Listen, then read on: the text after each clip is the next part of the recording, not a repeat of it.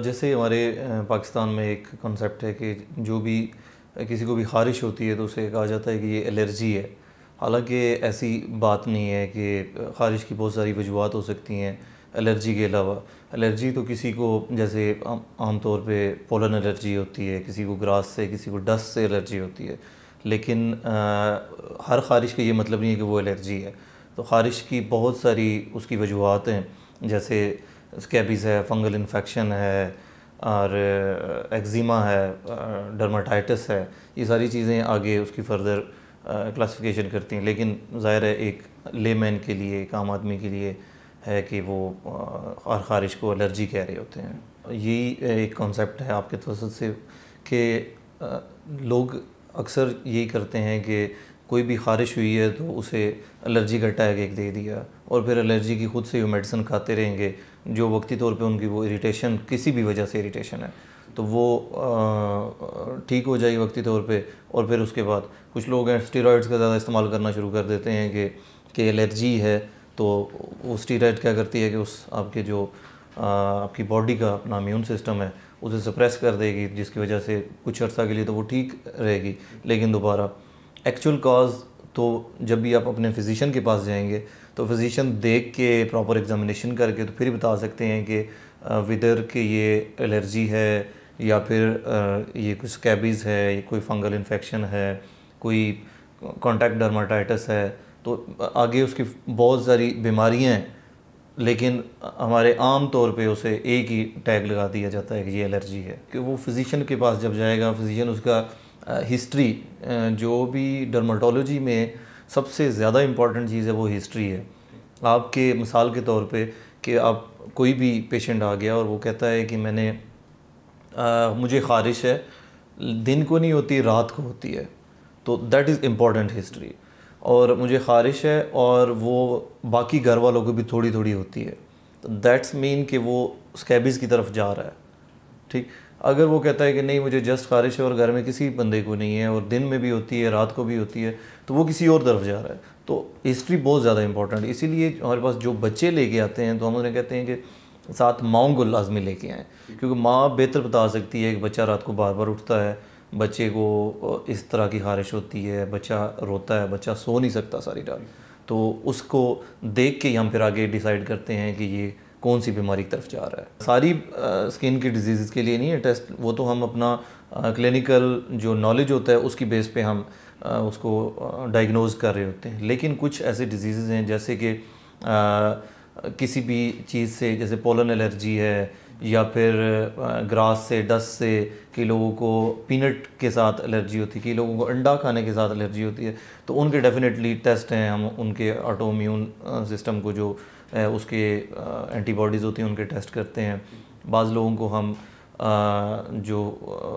हम कह सकते हैं कि पैच टेस्ट होते हैं कि वो जो भी चीज़ इंग्रेडिएंट है उनके स्किन पे लगा के तो चेक करते हैं कि किसकी वजह से रिएक्शन आ रहा हो। जिसकी वजह से रिएक्शन आ रहा हो पहले तो कोशिश करते हैं कि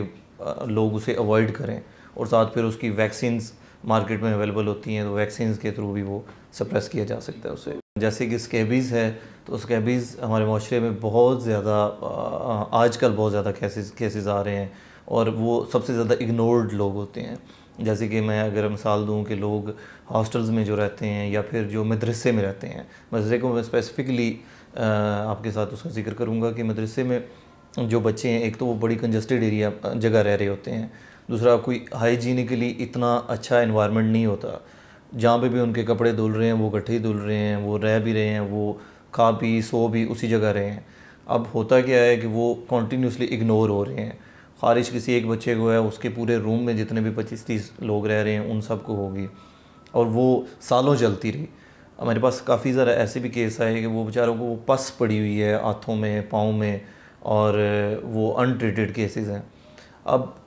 चूँकि उन्हें छुट्टी ना मिलने का इशू, जब घर आते हैं तो घर में भी 1-2 दिन जब वो रहते हैं तो बाकी घर वालों को भी वो उसके साथ कॉन्टेमिनेट हो जाते हैं, उनको भी यही शुरू हो जाती है।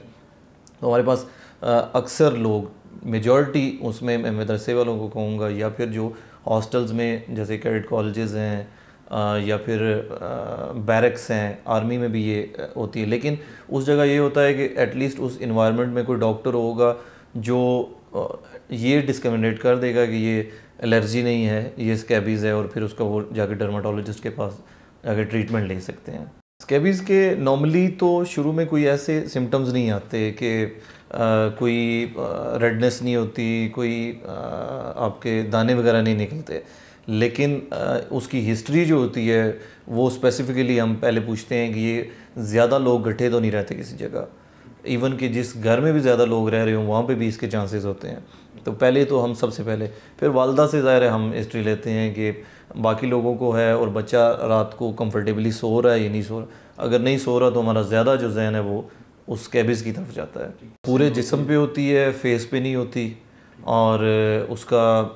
रात को ज़्यादा ख़ारिश करता है, लोग सो नहीं सकते। कई लोग जो हिस्ट्री नहीं देते उसे हम क्लिनिकल नॉलेज से ही देख लेते हैं कि भाई इरिटेटेड ज़्यादा होते हैं, ज़रा स्लीप नहीं पूरी हुई तो वो इरिटेशन भी डेफिनेटली होगी, काम पे फोकस नहीं कर सकते, बच्चे पढ़ाई पे फोकस नहीं कर सकते, और जनरलाइज उन्हें इचिंग होगी। तो इससे और इसके साथ साथ बाकी सिम्टम्स भी हम देखते हैं, ज़ाहिर है वो तो फिर जनरल फिज़िकल एग्जामिनेशन में आ जाता है। फिर हमारी जो स्पेशलाइज्ड जो मैग्नीफाइंग ग्लासेस हैं उनमें हम देखते हैं, तो उसमें हमें नज़र आ जाती हैं चीज़ें कि ये स्कैबीज़ है या नहीं है। ज़्यादा तो हम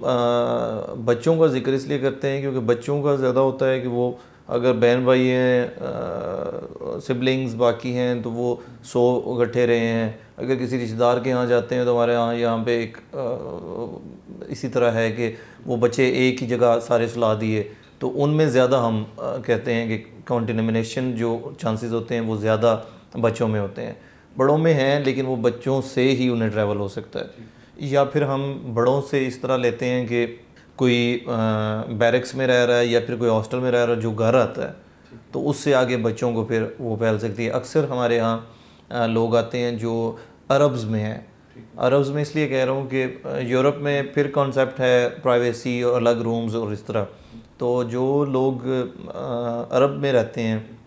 मज़दूरी के लिए वो वहाँ पे गए हुए हैं, तो वो लोग गड्ढे रहते हैं। जो भी कामकाज करने वाले कुछ 6-7 लोग एक रूम में रहते हैं, तो वहाँ पे भी इसी तरह यही है कि किसी एक को लगी और वो सारों को होगी, और लैंग्वेज बैरियर के भी मसाइल हैं उन्हें, और वो भी सालों साल चलती रहती है। फिर जब वो घरों में आते हैं तो वो फिर उधर से अपने साथ कैरी करके आते हैं, तो उनके साथ फिर वो सारे लोगों को घर में जितने भी लोग हैं उन्हें हो जाती है। और इग्नोर इसलिए होता है कि वो उसे एलर्जी समझते रहते हैं,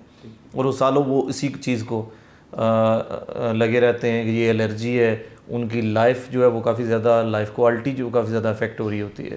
तो इसका बड़ी देर बाद पता चलता है कि ये स्कैबीज़ है, अनलेस कि वो किसी डर्माटोलॉजिस्ट के पास जाएं। सबसे पहले तो उसे अपने फिजिशियन के पास कोशिश करें कि डर्माटोलॉजिस्ट हों तो उनके पास जाएं, ताकि वो इस चीज़ को डायग्नोज़ कर सके कि ये वाकई स्कैबीज़ है या जर्नल कोई एक्जिमा या फिर कोई स्किन इरिटेशन है। तो और अगर स्कैबीज़ है तो फिर उसका स्कैबीज़ का, क्योंकि इसका बाकी जो स्किन डिजीज़ हैं उनसे थोड़ा सा डिफरेंट इलाज है, और इसका टाइम भी इलाज का कोई 3-4 हफ्ते का है। उसमें हम मेडिसन देते हैं, लोशंस देते हैं, और बड़ा क्रूशल किस्म का इसका वो इलाज है कि आपको वो सारे अपने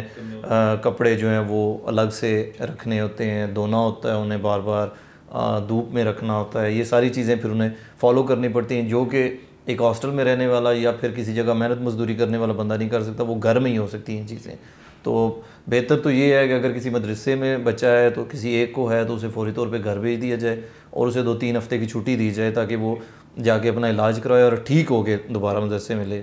और अगर मदरसे में बाकी लोगों को होगी है या फिर जो भी जिस जगह रह रहे हैं बाकी लोगों को होगी, तो कोशिश करेंगे अपने वो कपड़े अलग से धोएँ, अपने जो उनका गारमेंट्स हैं वो अलग से धोएँ, उनकी जो बात की चीज़ें हैं जैसे साबुन है, टॉवल है, वो अलग से रखें अपने, ताकि वो ज़्यादा से ज़्यादा इस कंटेमिनेशन से बच सकें। यही तो हमारा एक जो इशू है माशरे में यही बना हुआ है इसका, कि ये ख़त्म इसलिए नहीं हो रही कि घर के टोटके से लोग शुरू में ऑयल लगा लेते हैं, किसी ने कोई बताया कि और कई लोग वर्स्ट केसेस में भी चले गए हैं, जैसे कि कुछ लोगों ने ख़ुद से ही सल्फ़र उस पर इस्तेमाल करना शुरू कर दिया, जिसकी वजह से स्किन जो है वो काफ़ी ज़्यादा डैमेज हुई, इन्फेक्शन के चांसेस बहुत ज़्यादा हो जाते हैं। और लोग ख़ुद से ही जैसे एंटीबायोटिक्स खुद से लगाना शुरू कर देंगे, खुद से सेल्फ मेडिकेशन शुरू कर दे, एक तो फिर उससे रेजिस्टेंस आ जाएगी कि जो भी एंटीबायोटिक खुद से ही खा रहे हैं तो बहुत ज़्यादा अभी आ चुकी है। अगर आप WHO की जो गाइडलाइंस हैं उन्हें देखें तो पाकिस्तान में बहुत ज़्यादा ड्रग रेजिस्टेंट आ गई है कि काफ़ी ज़्यादा लोगों पे कोई एंटीबायोटिक असर नहीं कर रही। उसकी वजह यह है कि सेल्फ मेडिकेशन होती थी। दूसरी वजह यह है कि आप एलर्जी की मेडिसिन खा लेते हैं वक्ती तौर पे तो उसे अफाका हो गया, लेकिन वो उसकी एलर्जी बेसिकली है ही नहीं, वो तो एक और कोई भी डिज़ीज़ होगी तो उस डिज़ीज़ का एग्जैक्ट ट्रीटमेंट होता है। तो वो जो टाइम गुजरता जाता है वो ख़ुद भी जो एक पेशेंट है वो एक मिज़रेबल कंडीशन से गुजरता है, और उसके साथ साथ बाकी जो घर में लोग हैं या फिर उनके जो आगे उनसे मेल मिलाप वाले हैं उन्हें भी वो फैलती जाती है। तो इसका तो फर्स्ट सबसे यही है कि अपना डर्मेटोलॉजिस्ट के पास जाएं ताकि वो उसको डायग्नोज करें और एग्जैक्ट ट्रीटमेंट की तरफ जाएं उसके। ऐसा कुछ भी नहीं है कि एलर्जी हो जाए और वो ठीक नहीं है, बिल्कुल क्योरेबल डिजीज़ हैं। कुछ डिजीज़ हैं कि जिसका हम कहते हैं कि फॉर लॉन्ग टाइम आपको ऑइंटमेंट्स यूज़ करने होते हैं, लेकिन अगर आप वो जो हम देते हैं ऑइंटमेंट अप्लाई करने के लिए बॉडी पे, अगर वो करते रहें तो उससे वो वैसे ही ठीक हो जाएगी या वो ठीक रहता है, बजाय इसके कि वो हर वक्त ख़ारिश करता रहे, ज़ख़म करे और फिर उसके बाद इन्फेक्शन और री इन्फेक्शन होता रहे। ख़ारिश और एक्जिमा हो गया, कॉन्टैक्ट डर्माटाइटिस हो गया कि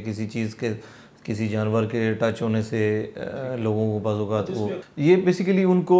ग्रास के साथ है, डस्ट के साथ एलर्जी होती है, लेकिन वो एक किस्म है। अगर आप जाएंगे, कई लोगों को बहुत ज़्यादा ख़ारिश आपने देखा होगा और जिस्म पे दाने भी निकले हुए हैं, तो फंगल इन्फेक्शन बहुत ज़्यादा आजकल, चूँकि फंगल इन्फेक्शन बेसिकली है कि जहाँ पे नमी होती है उसकी वजह से फंगस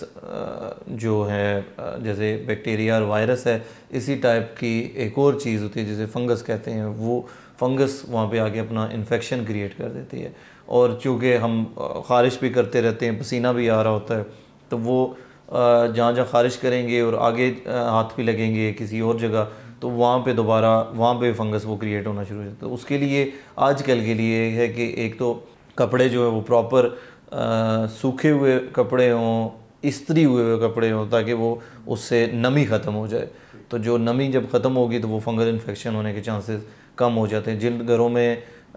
बेसमेंट में जो लोग रहते हैं तो उन्हें चाहिए कि अपने जो बिस्तर वगैरह हैं वो धूप में रखें, और जो लोग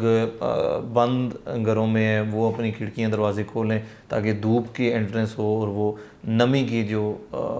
मिकदार है वो कम हो जाए उनके रूम से या जहाँ पे वो लोग रह रहे हैं उस जगह से, ताकि फंगल इन्फेक्शन होने के चांसेस बहुत कम हो। अगर इसका ट्रीटमेंट लिया जाए तो बिल्कुल काबिल इलाज है और 100% ये काबिल इलाज है। तो लेकिन उसका यही है कि लोग इसे भी एलर्जी की एक किस्म समझ के जस्ट वो ख़ारिश करके और उस पर ऑयल, घरेलू टोटके, कोई इस तरह की चीज़ें यूज़ करके तो वो अपने आप को ही तसल्ली देते रहते हैं कि नहीं ये एलर्जी है और इसका जो है इलाज वही बस एलर्जी की हुई एक टैबलेट है वो है। लेकिन इस तरह नहीं है, वो वक्ती तौर पे तो उसे शायद 2-4 घंटे के लिए उसे रिलीफ मिल जाए, लेकिन फंगल इन्फेक्शन